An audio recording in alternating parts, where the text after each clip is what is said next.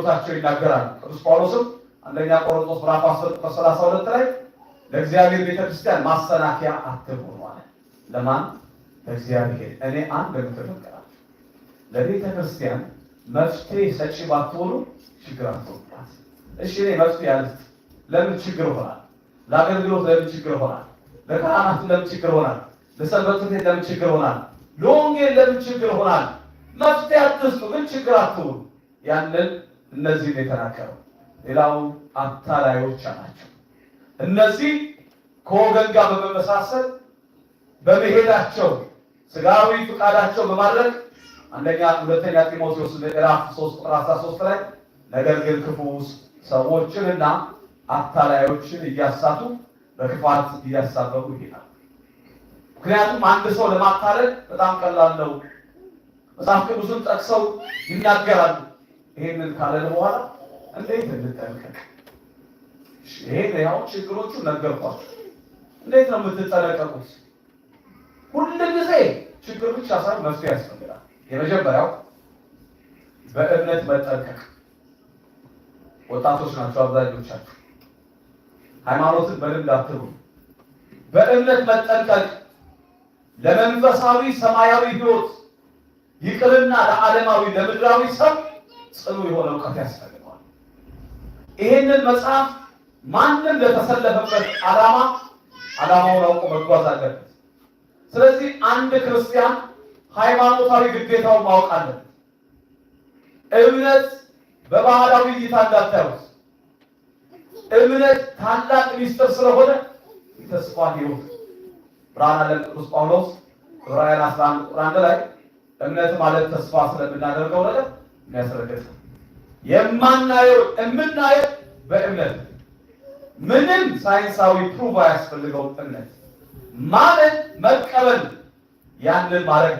እምነት ለእግዚአብሔር አገልግሎት ከገባንበት የማንወጣበት ተስፋ አድርገን የምንጓዝበት ነው።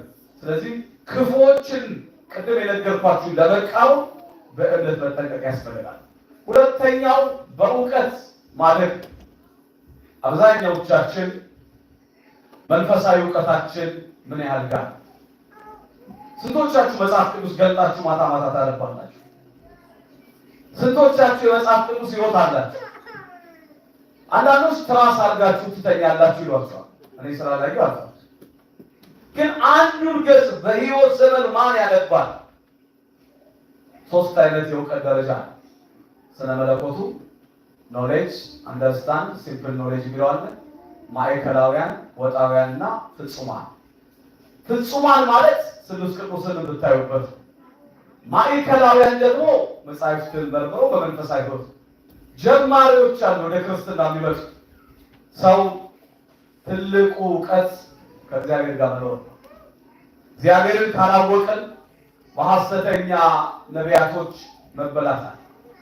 ዛሬ የክብርን ዘውድና ሽበት ደፍተው መናፍቃን አዳራሽ የምናያቸው እናትና አባቶቻችን ወንጌል ስላልሰበክናቸው አይመስለኝም።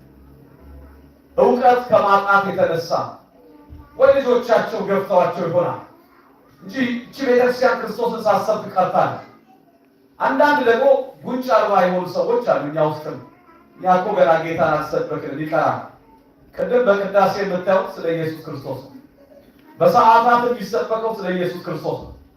ሰዓታቱ ሞገስነ ወክብርነ ቀርነ መድኃኒትነ ውእቱ ኢየሱስ ክርስቶስ። ወንጌላችን እስማ ቃለ ወንጌል ተብሎ ኢየሱስ ክርስቶስ ባዳነ ለነዚህ ቤተክርስቲያን አብልታ ጠጥታ ክርስቶሳውያን የምታደርግ ቤተክርስቲያን። ኢየሱስ ክርስቶስ እንዲያው እኛ ያለው ኢየሱስ ክርስቶስ እነሱ አያውቁ። እንደ ጓደኛ አይደለም እኛ የምንጠራው። ለስም አጠራሩ ክብር ምስጋና ይግባው። ጌትነቱን፣ እግዚአብሔርነቱን፣ አምላክነቱን ገልጣ የምታሳይ ቤተክርስቲያን ስለሆነች አዎ የብርሃን መልአክ መስለው ሊመጡባችሁ ይችላል። ይሄን መቃወም የምትችሉት በምንድን ነው? በእውቀት ነው። ሆሴ ምንድን ነው ያለን? ሕዝቤ እውቀት ከማጣቱ የተነሳ ምን ብሏል? ጠፍቷል። ስለዚህ እውቀት ደግሞ የሚያድግ ነው። መጽሐፍ ቅዱስ የተናገረው አምላካችንን እስከምናገኝ ድረስ በሃይማኖት እንጽና ነው ያለው ቅዱስ ገብርኤል። ንቁም በምህላዌነ እስከ ንረክብ ለአምላክ። በያለንበት ቆመን እንጠብቅ። ጽኑ የሆነ ሰው እንደምን ያለ ነብዩ ኤርምያስ በተራራ ላይ የተሰራ